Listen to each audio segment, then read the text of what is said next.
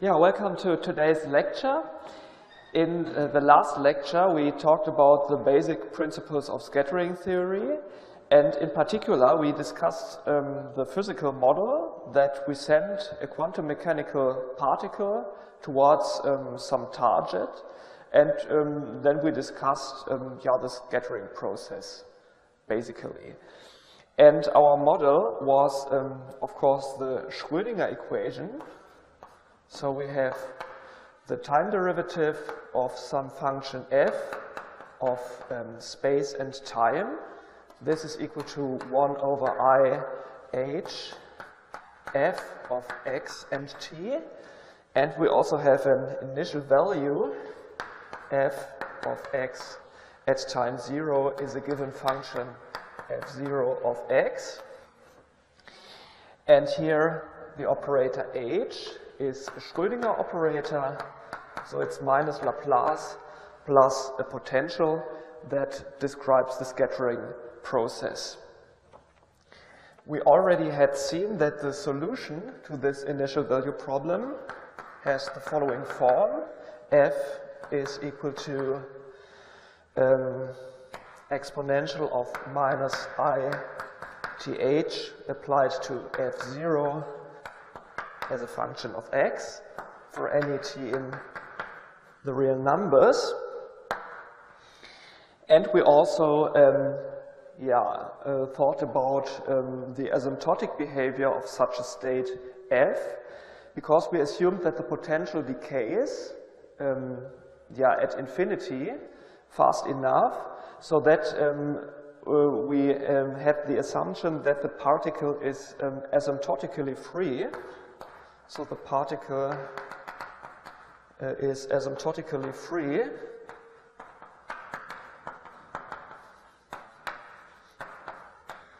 because far away from the center of interaction, the particle does not see the potential anymore if it decays sufficiently fast. And then we thought about what does it mean when the particle is asymptotically free, and we came to the formulation that we had that the norm of exponential of minus I th applied to f0, this is the given dynamics, minus exponential of minus I th0 applied to some vector f plus, that this goes then to 0 for t to infinity. And we also had a vector f minus for t to minus infinity, meaning that for large values of t, the dynamics, which is given by the Schrödinger operator h, which includes this potential, and that this dynamics can be compared to the free dynamics, which is given by h0, which is basically minus Laplace.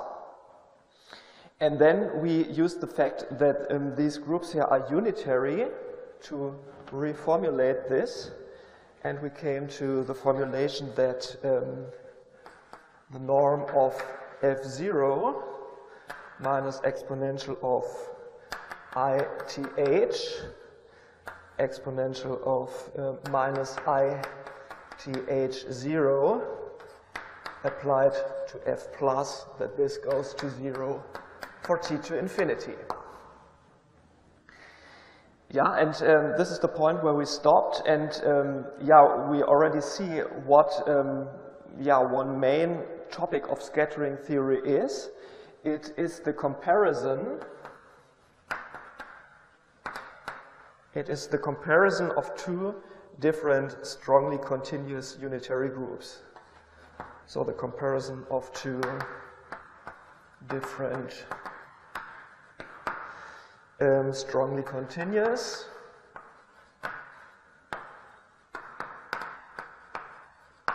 unitary groups.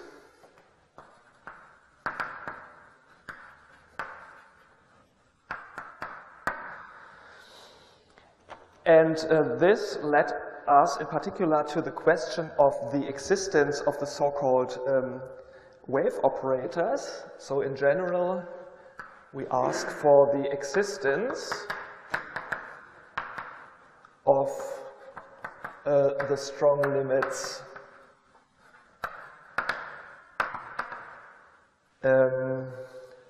strong limit for t to plus or minus infinity of exponential of ita exponential of minus itb when a and b are self-adjoint operators. And this is the point where I would like to start today, and I would like to talk about, to speak about wave operators, which will be the topic for today.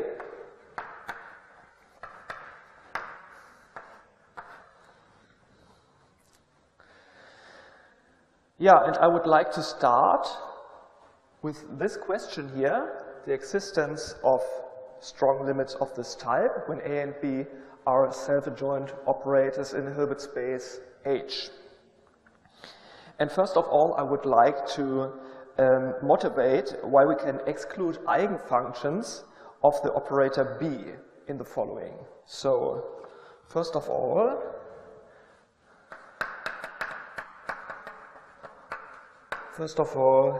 we motivate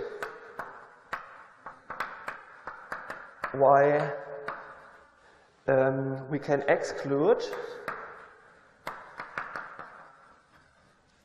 eigenfunctions of B.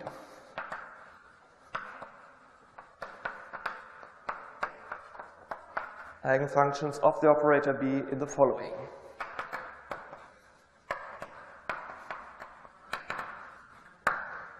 Okay.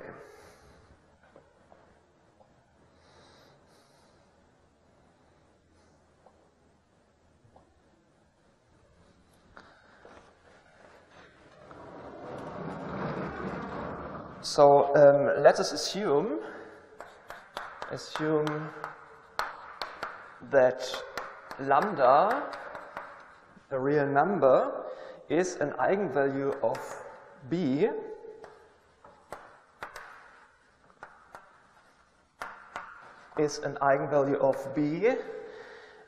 with the eigenvector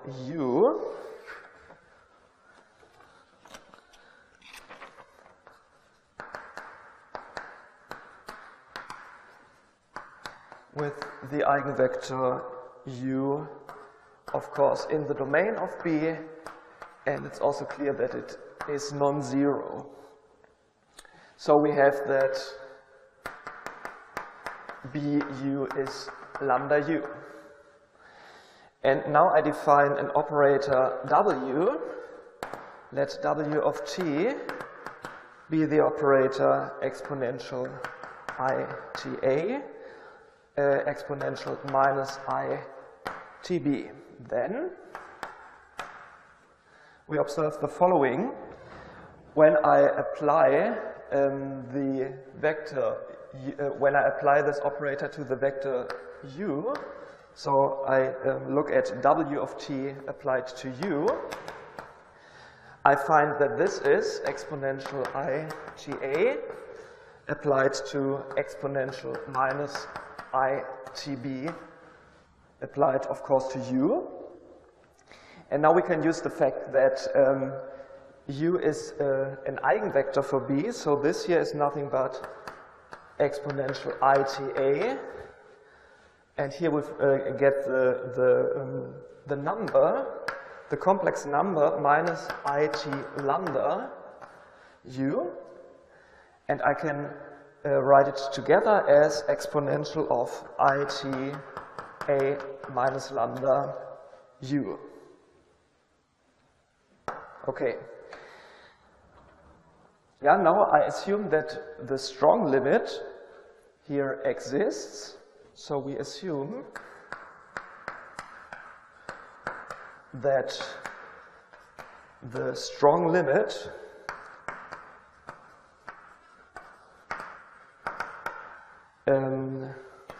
for t to infinity, W of t u exists. Yeah, but what does this mean? Then we find that the norm of W of t plus A applied to U minus WT applied to U. This, of course, has to converge to 0 when we send t to infinity. Yeah, so to 0 when we send t to infinity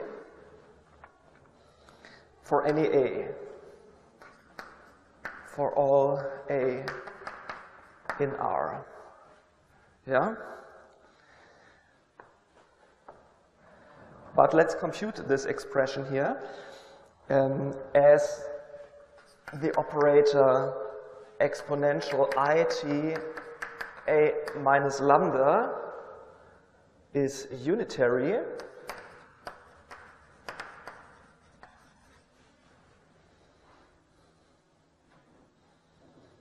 We find the following norm of exponential IA A minus lambda applied to U minus U. What is this? This can be written in the following form. This is equal to the norm of exponential I A plus T A minus lambda U minus the exponential here U. Yeah, because of the fact that this operator here is unitary. We have a strongly continuous unitary group, and then we can modify this expression in the following way. But here you find that this is nothing but the norm of W of t plus A applied to U minus W of t applied to U according to the fact here. And we know, or we assume, that this goes to 0 for t to infinity. Yeah, but what does this mean? This implies that exponential IA A minus lambda U must be equal to U, which you can see from here, for any lambda, for any A in R. Meaning that, in consequence, the limit for A going to 0, 1 over A exponential IA A minus lambda U minus U is, of course, also 0. Yeah, but then we can use Stone's theorem. You recall this from the last lecture, or it was a theorem 2.2 in my lecture. This means that, so in view of Stone's theorem, that U is in the domain of A minus lambda, which of course is the domain of A, and we find that A minus lambda U must be 0. So we find that U is also an eigenfunction of A with the eigenvalue lambda. This is the result of this computation here.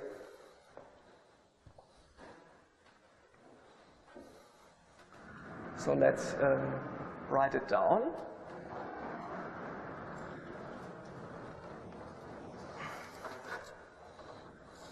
We conclude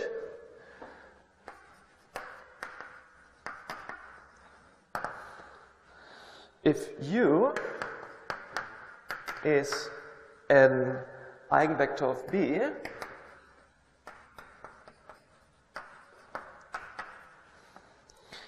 then the strong limit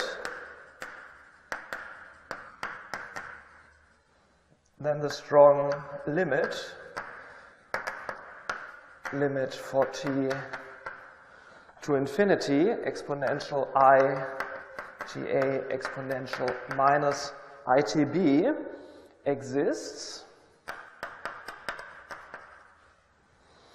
if and only if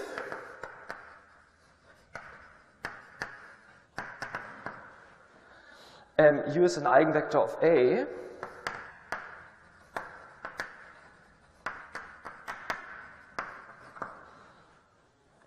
U is an eigenvector of A with the same eigenvalue.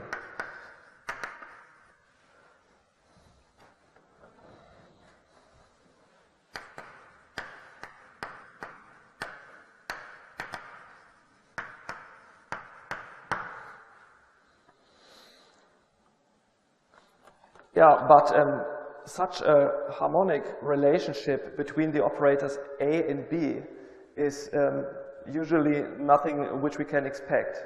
So that's the reason why I would like to exclude this situation. Yeah. So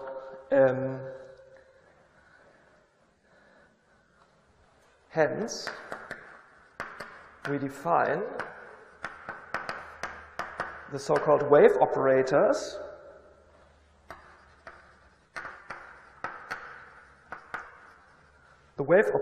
by first projecting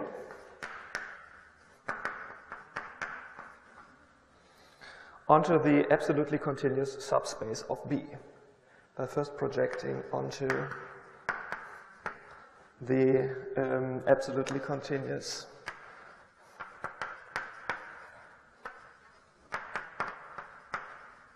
subspace of B.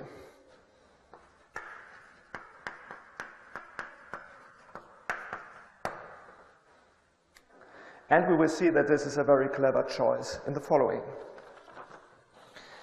So this leads us to definition 3.1.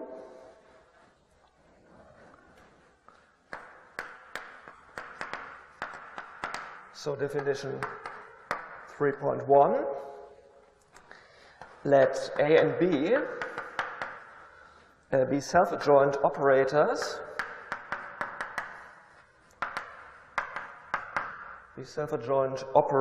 in the Hilbert space H.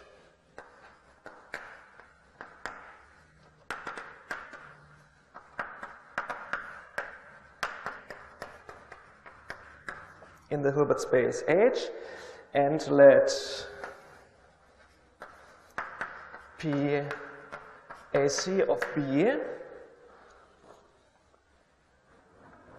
let this here be the projection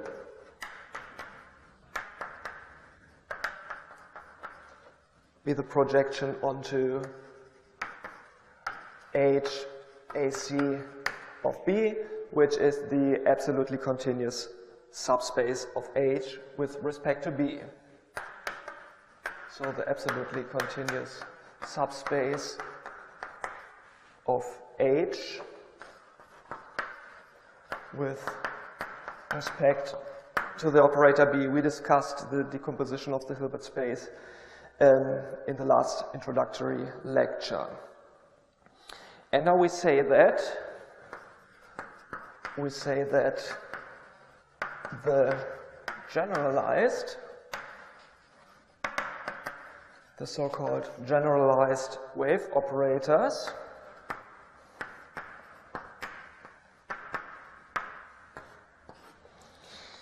and I call them omega plus minus of A and B exist. This is what I would like to define here. We say that these operators exist if the strong limits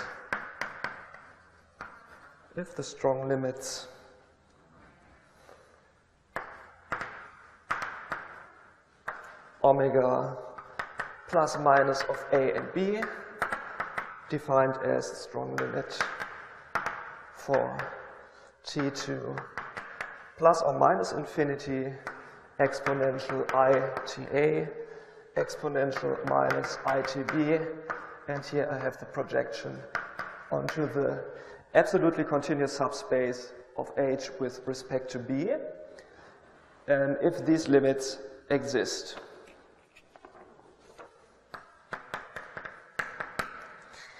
And when they exist,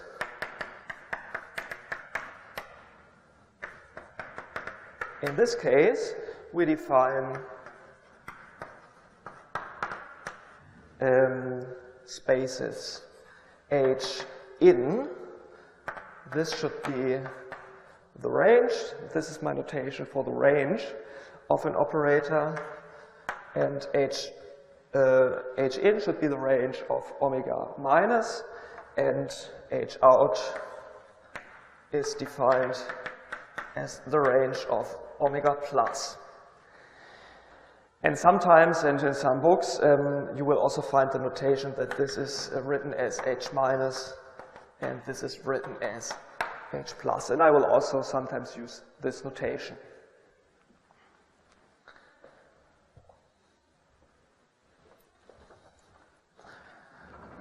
Yeah, let's consider some remarks.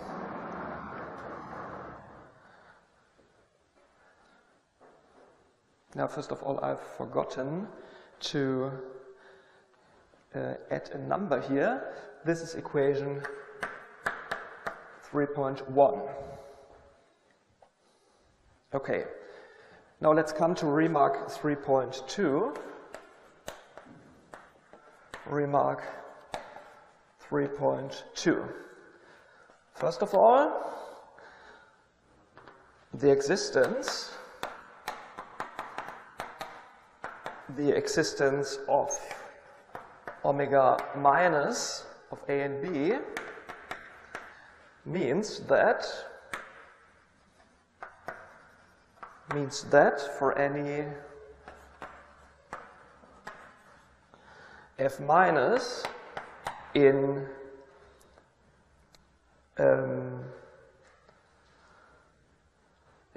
H AC of B, there is F in the Hilbert space such that we find that the norm or the limit for t to minus infinity of the norm of exponential minus ITA applied to F minus exponential of minus ITB applied to F minus, that this limit is 0, simply by the definition. Precisely,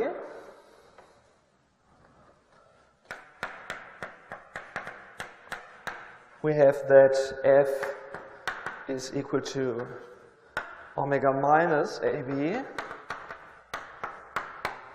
applied to F minus, and similarly, of course, for the omega plus. And similarly for omega plus.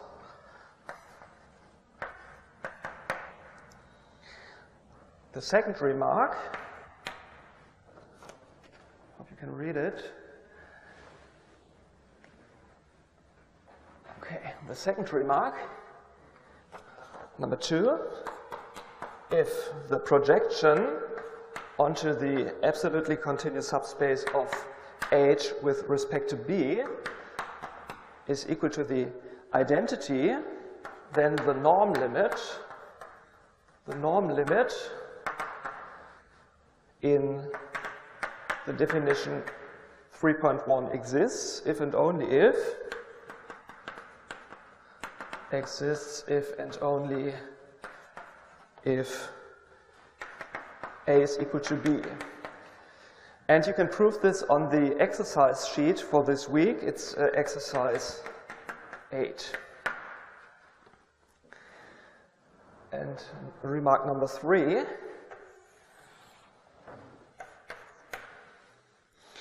If A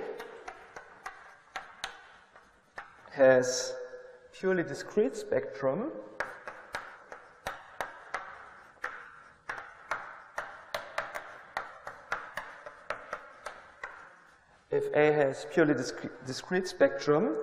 then the weak limit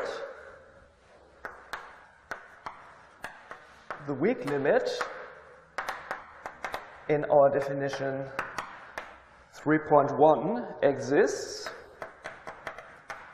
Furthermore, it is 0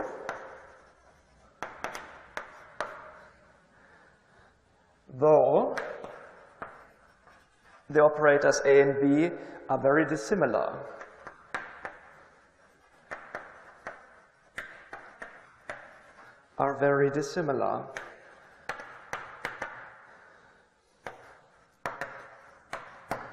Yeah, you see from this remark that obviously the weak limit is not so appropriate, and also the norm limit turns out to be not so appropriate, and this is why the strong limit is absolutely the right choice in this setting here. Yeah, let's go on. Definition 3.3. Definition 3.3. An operator D,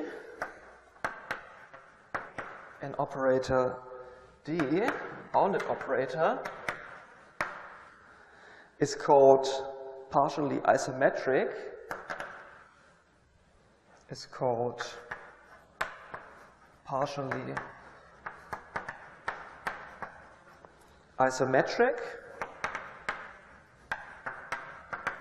Or a partial isometry.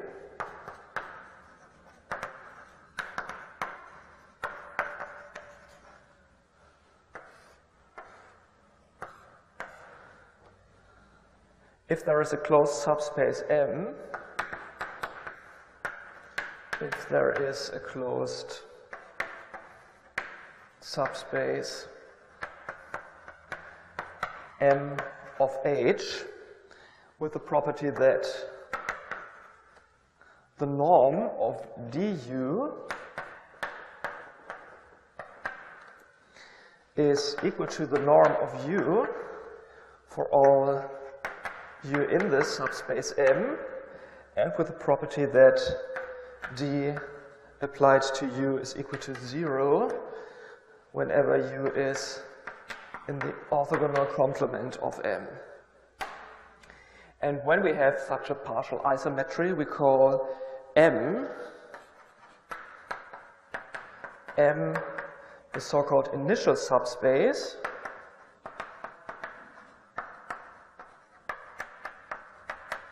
The initial subspace of D,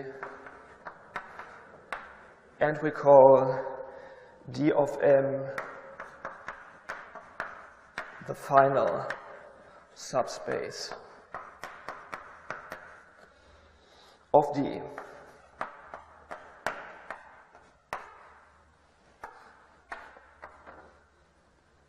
Okay.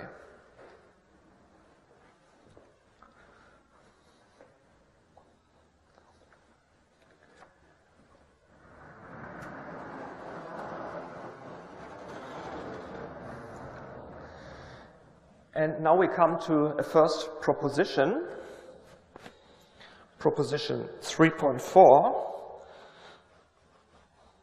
So proposition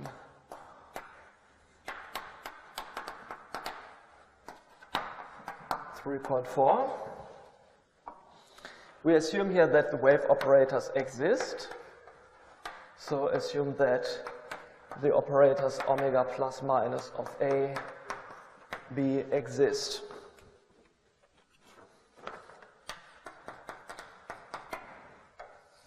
And then we claim the following. First of all, omega plus minus of AB are partial isometries.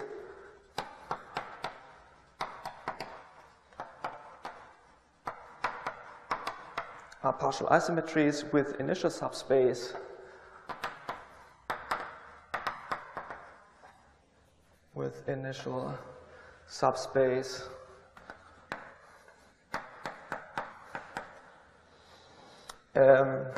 the image of PAC of B applied to the whole space H, which is of course HAC of B, and final subspace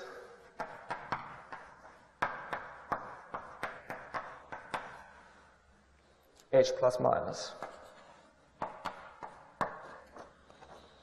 The second claim, number 2, the subspaces H plus minus H plus minus reduce the operator A, and we find that omega plus minus applied to the domain of B is in the domain of A,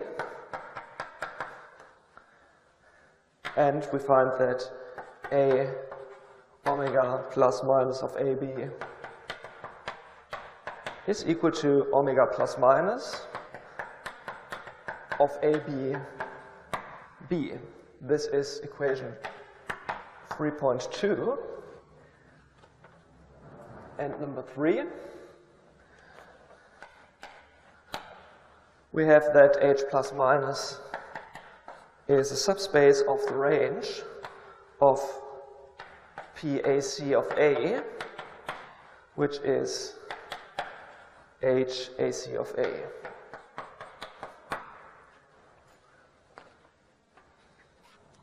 Okay, let us prove this. So proof.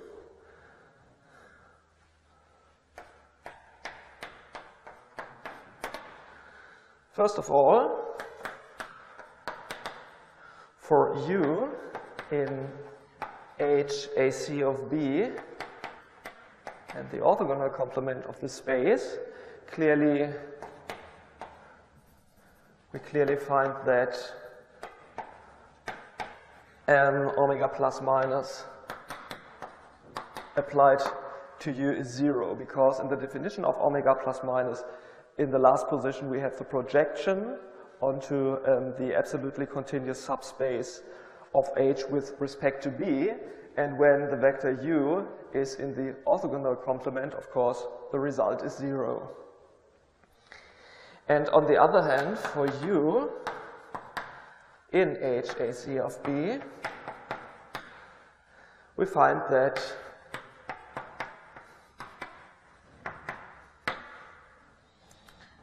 let's compute the norm here, the norm of exponential ITA exponential minus ITB, and here the projection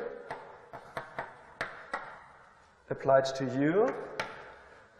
Yeah, of course we can leave away the projection because U is already in the absolutely continuous subspace, so the operator here doesn't change anything. And these groups are unitary, so that this is equal to the norm of U. And then we are already done. Yeah, one final remark. Note that we assume the existence of the strong limits. Note that we assume the existence of the strong limits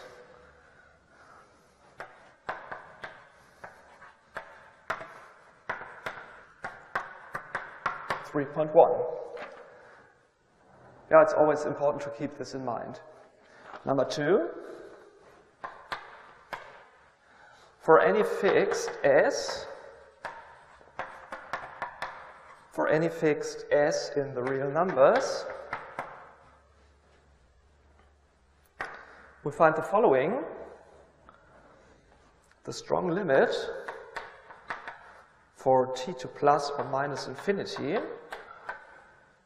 of exponential ITA exponential minus ITB, and here the projection PAC of B, this is nothing but, okay, I hope I can write it down here, the strong limit for t to plus or minus infinity of exponential I t plus s, A exponential minus I t plus s b, and the projection. Yeah, so this is obvious. Let's continue here.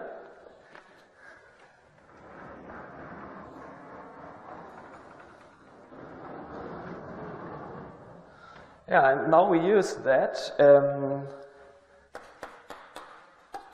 the commutator of exponential minus ISB with this projection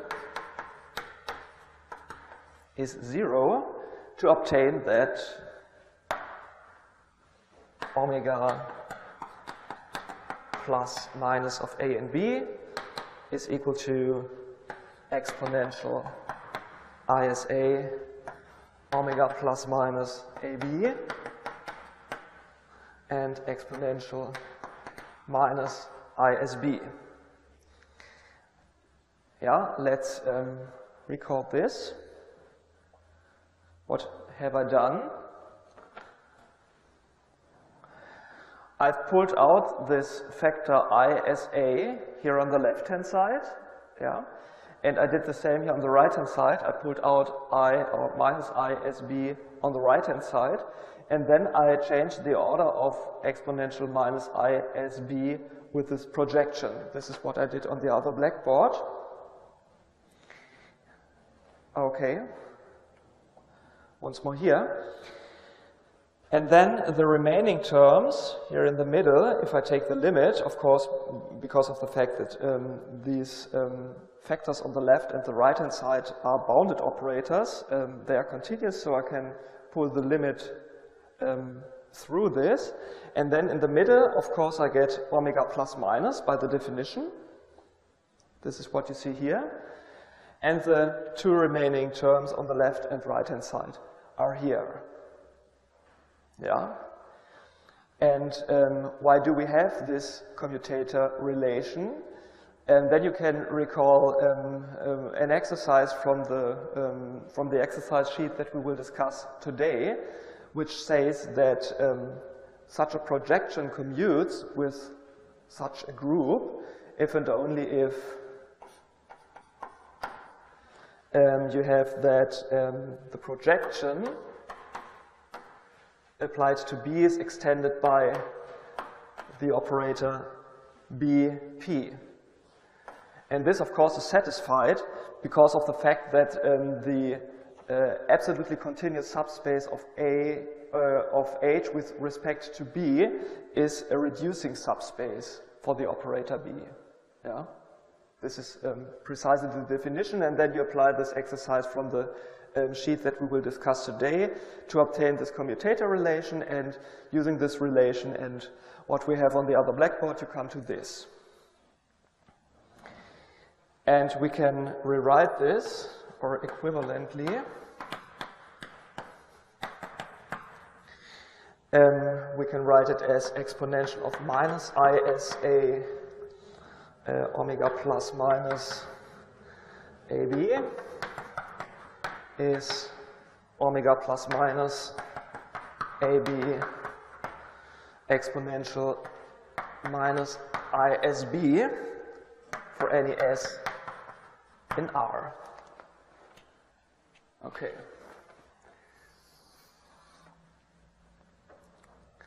Now let F be in the domain of B.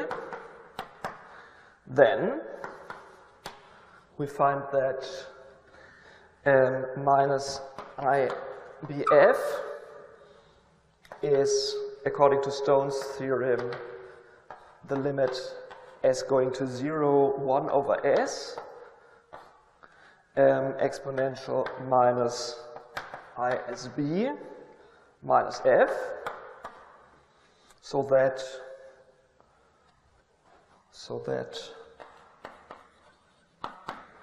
we conclude that the limit,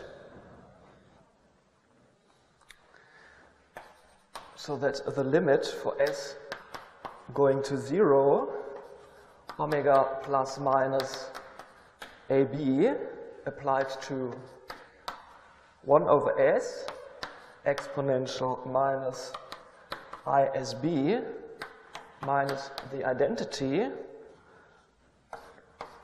applied to F. So what is this? This can then be written as omega plus minus AB. Here I pull the limit inside, so I get the limit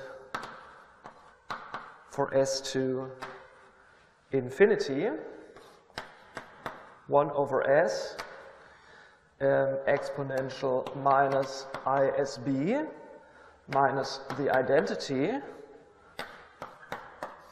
applied to f, and this is then nothing but minus I omega plus minus, and here I find Bf.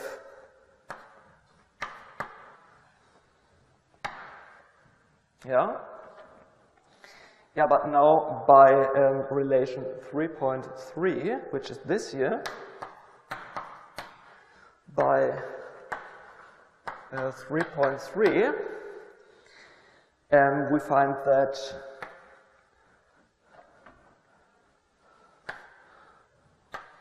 one over s exponential minus ISA minus the identity applied to omega plus minus of AB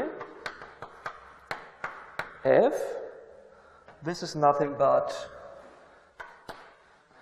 omega plus minus AB applied to the limit, applied to 1 over s exponential minus ISB minus the identity applied to f. Yeah, this is simply this relation here, which I applied for the first term here. Yeah, so the exponential changes to, or moves to the other side, and the A becomes a B. Okay, let's go on the other blackboard.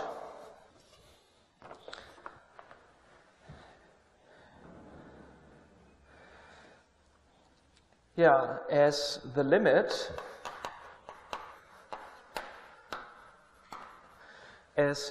on the right-hand side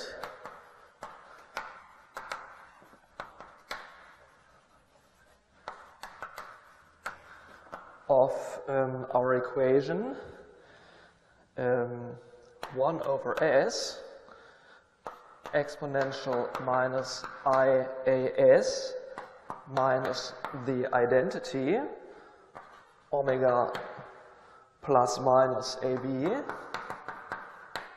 applied to f is equal to omega plus minus of AB applied to 1 over s exponential minus IBS minus the identity applied to f. Yeah, as the limit on the right-hand side of this equation exists, as this limit exists, and the limit on the left-hand side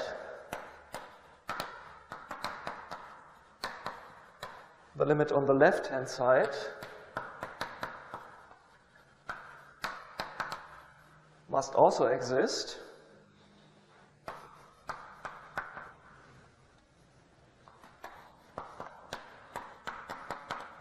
And of course, both limits are then equal. Must also exist, and both limits are equal. Yeah? Okay. Furthermore,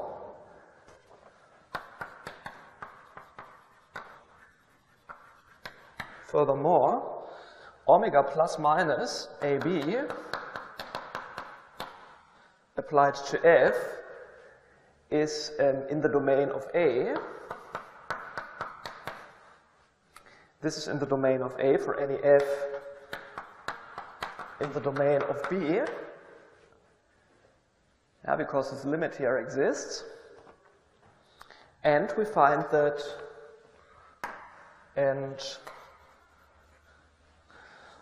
we get that minus IA omega plus minus AB applied to f. This is nothing but the limit for s going to 0, 1 over s exponential minus I s a minus the identity, omega plus minus ab f.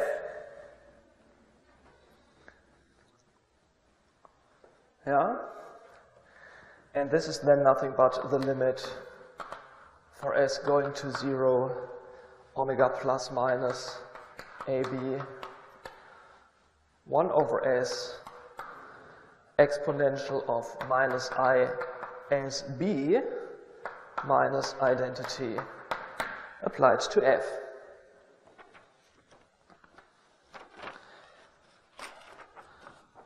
Which again is equal to minus I omega plus minus AB applied to BF.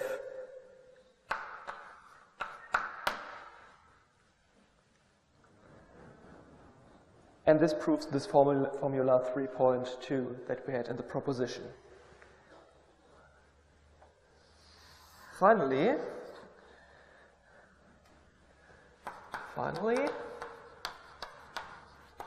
we show that the subspaces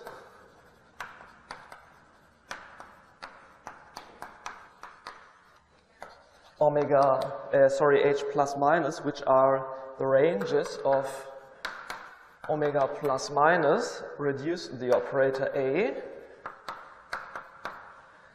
Why is this the case? By formula 3.3, we find that H plus minus are invariant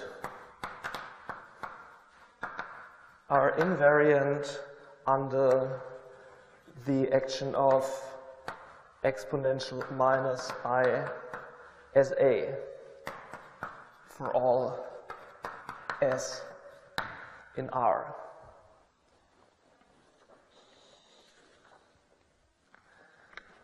Yeah, when we recall this formula, 3.3, this was exponential minus ISA applied to omega plus minus AB. This is omega plus minus AB applied to exponential minus ISB. Yeah, this was formula 3.3, and here you can see that H plus minus, which are the ranges of omega plus minus. Yeah, you see this on the right-hand side. The element on the right-hand side is always in the range of omega plus minus.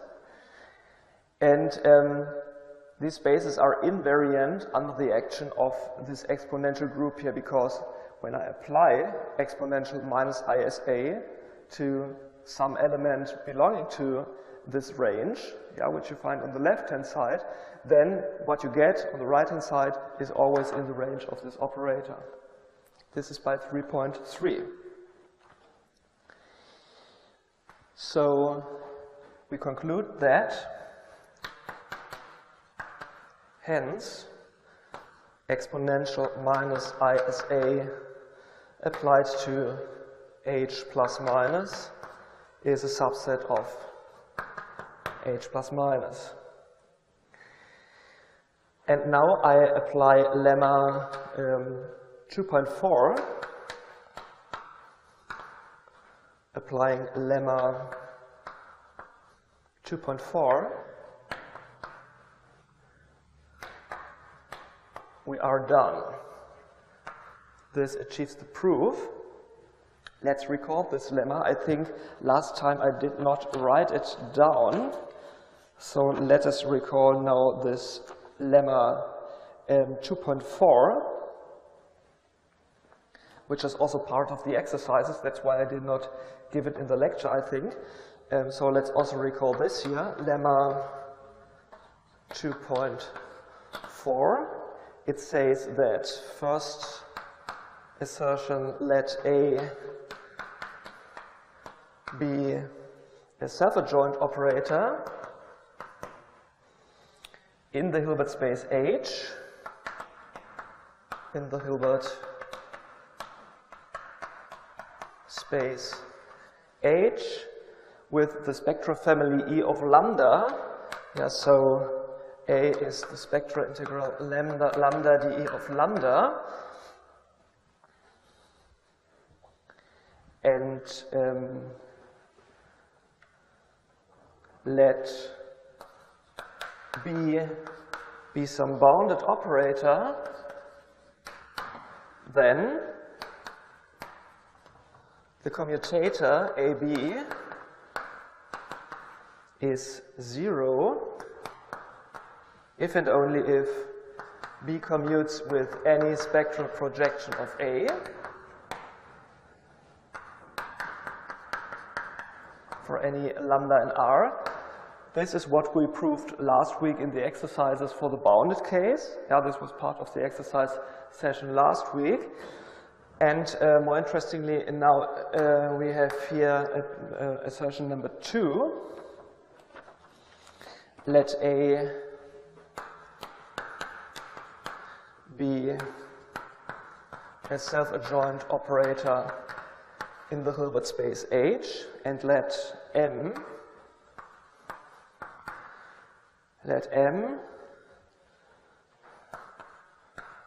a subset of H be a closed subspace,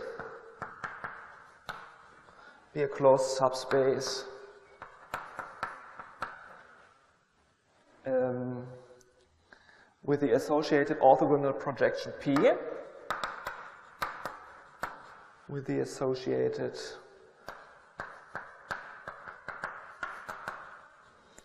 orthogonal projection P,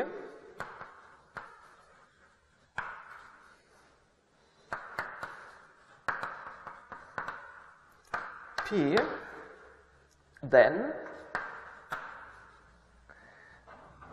and this is what we will do in the exercise session today, PA is extended by AP, which is what we will need when we want to show that a subspace is reduces an operator. Yeah, this is the criterion that we need. This is the case if and only if the exponential of ITA P commutes in the sense that this is equal to P exponential ITA for any t in R. Now this is an addition to the last lecture where I did not mention this lemma here, and the proof is an exercise. So we had it in exercise 2 for the bounded case, if A is a bounded linear operator, and exercise 4. Yeah. So this is part of the exercises.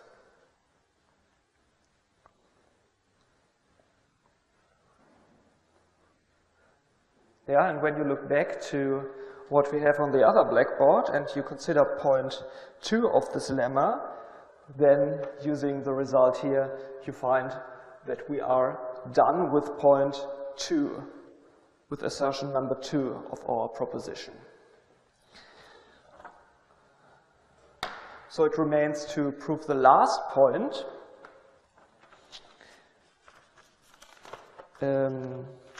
number 3,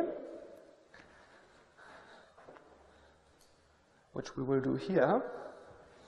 Number 3.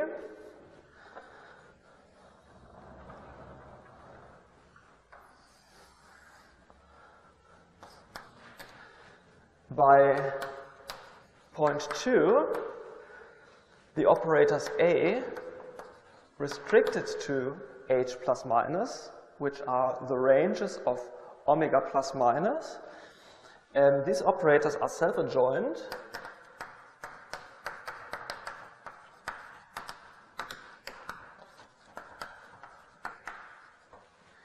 in the Hilbert space H plus minus.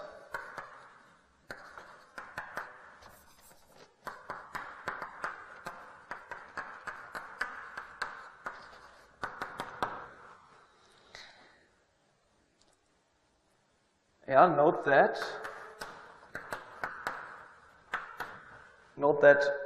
h plus minus, the range of omega plus minus, is closed as the operators omega plus minus are partial isometries.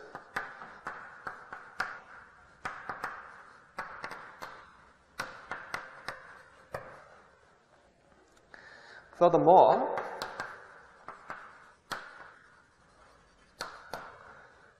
we find that the operators omega plus minus as maps starting on HAC of B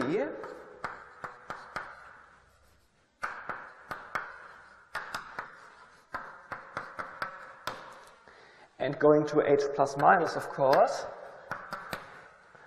are unitary.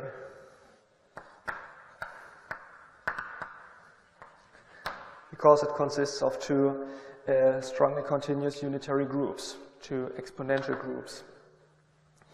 Now, by means of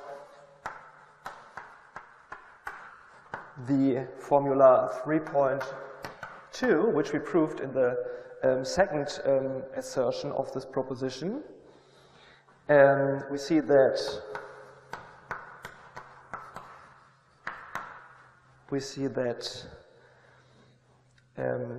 H restricted to H, A restricted to H plus minus is unitarily equivalent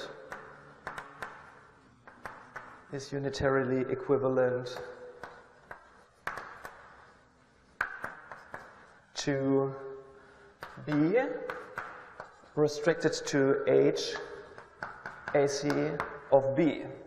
Yeah, let us recall this formula 3.2, then it will be clear. Here we had that A omega plus minus is equal to omega plus minus B. This was here this formula 3.2, and then you see that the operator A restricted to the range of omega plus minus. This is obviously unitarily equivalent to B restricted to HAC of B. This follows from this here. And in conclusion, hence, A restricted to H plus minus is purely absolutely continuous.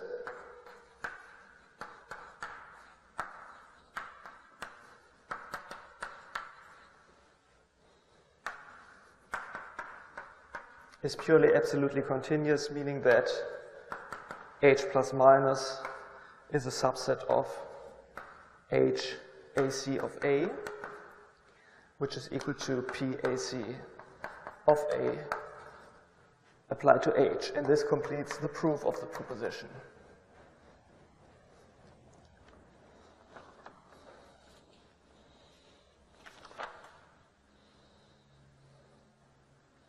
Okay, let's continue here.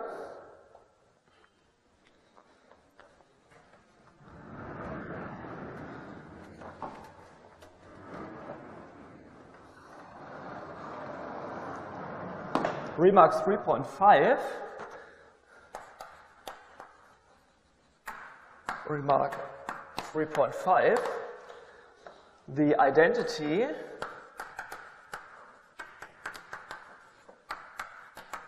(3.2) that we had in this proposition is also called intertwining relation.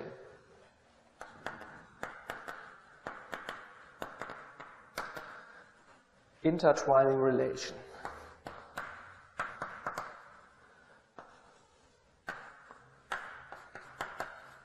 So it was this, A applied to omega plus minus. A omega plus minus is omega plus minus B.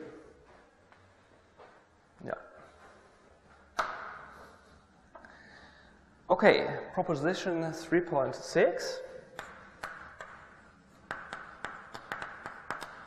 proposition 3.6. This is also called a chain rule for the wave operators.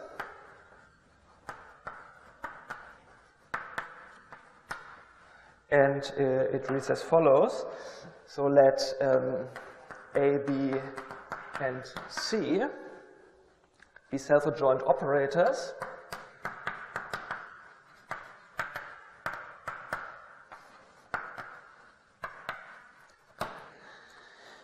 If the limits omega plus minus AB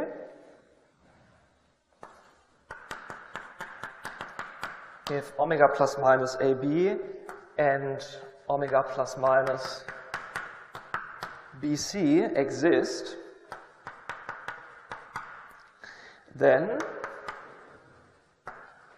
the wave operators omega plus minus AC exist,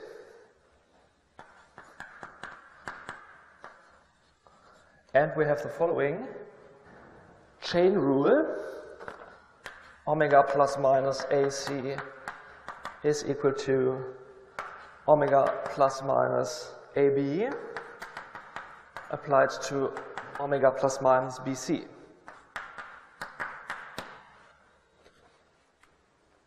Yeah, let's prove this. So the proof, it goes as follows by proposition 3.4.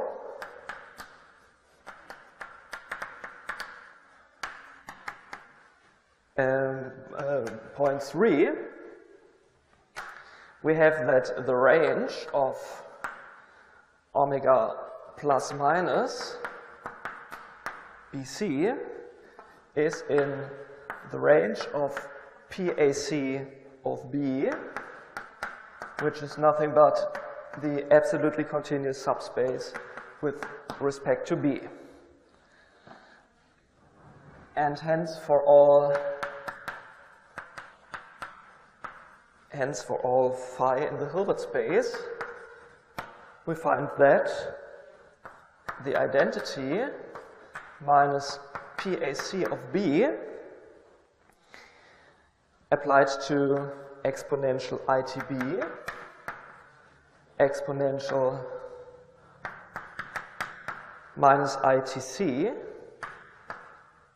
PAC of C applied to phi, this goes to 0 for T2 plus minus infinity.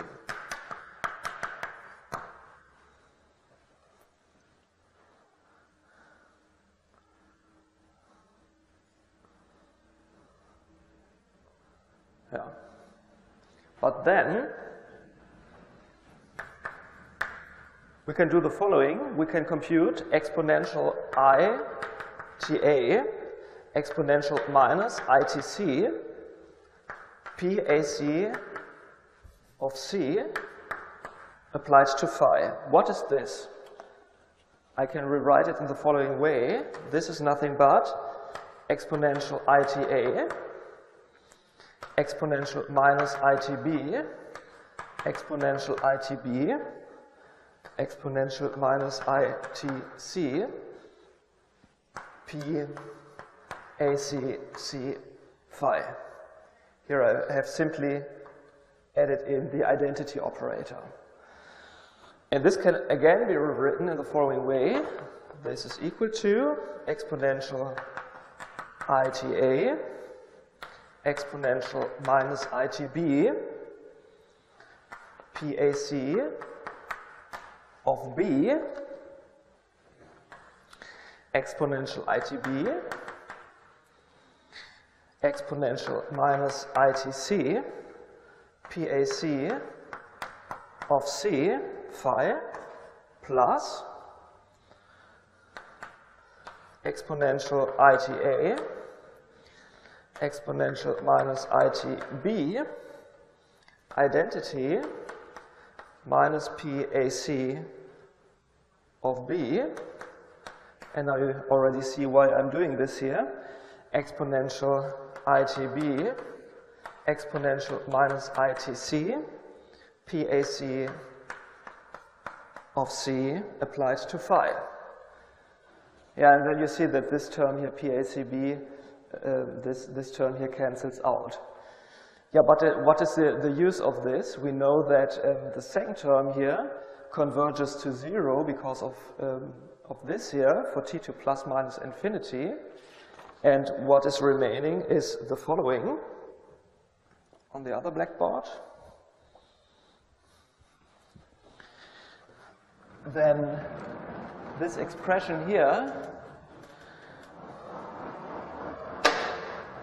converges to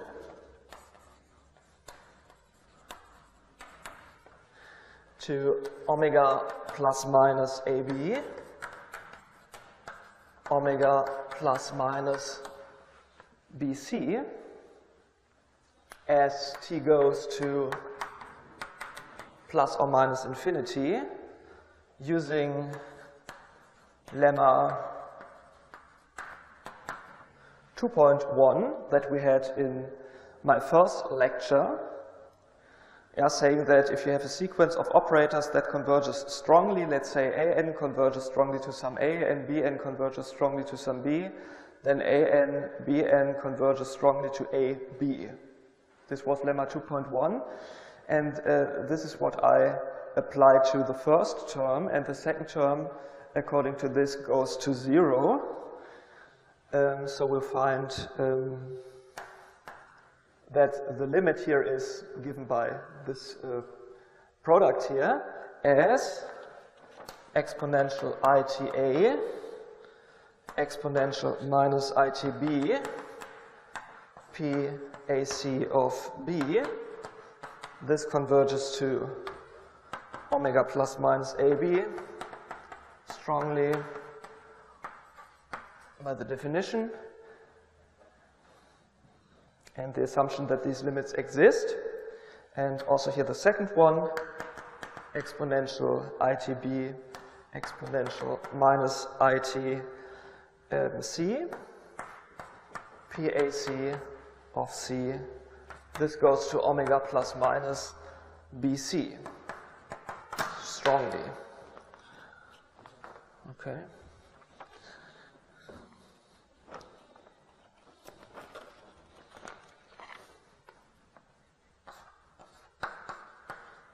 Strongly. And this completes the proof here.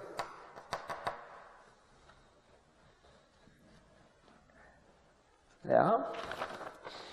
And finally, in our last minutes for today, I would like to give one more definition for next time. Definition 3.7. It says, let A and B be self-adjoint operators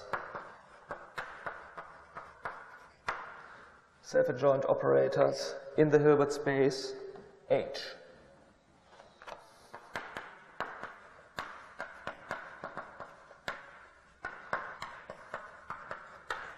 In the Hilbert space H, and assume that the wave operators omega plus minus exist.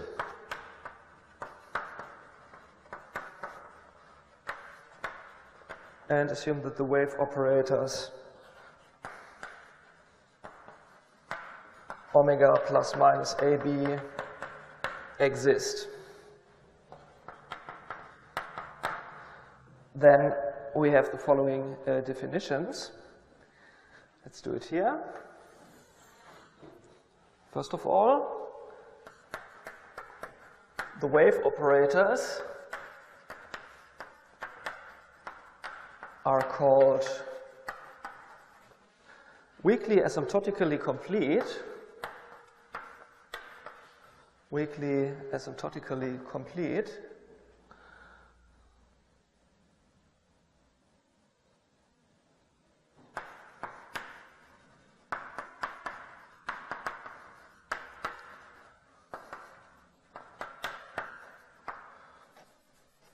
Complete if the spaces H in and H out are equal. This is what we call weakly asymptotically complete. Secondly, we say that the wave operators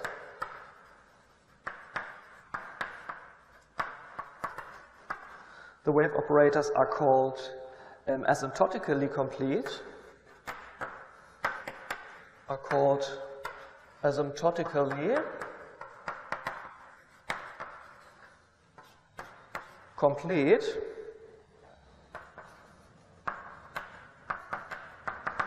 if H in is equal to H out, and furthermore they are equal to the orthogonal complement of the pure point space with respect to A. Yeah. And the third notion, 3, we call the wave operators complete.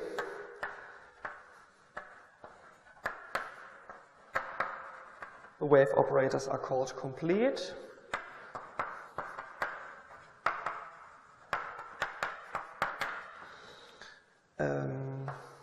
if we have that H in is equal to H out, and furthermore this equals H AC of A. And this is precisely the definition that I will use in the following.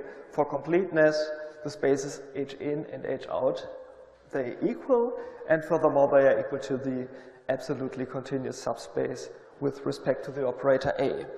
This is where I would like to stop for today. Next week we will continue here with these definitions, and then we will already come to Cook's method, which I will explain next week in detail. Thank you for today, and then we will continue with the exercise session in a few minutes. Thanks.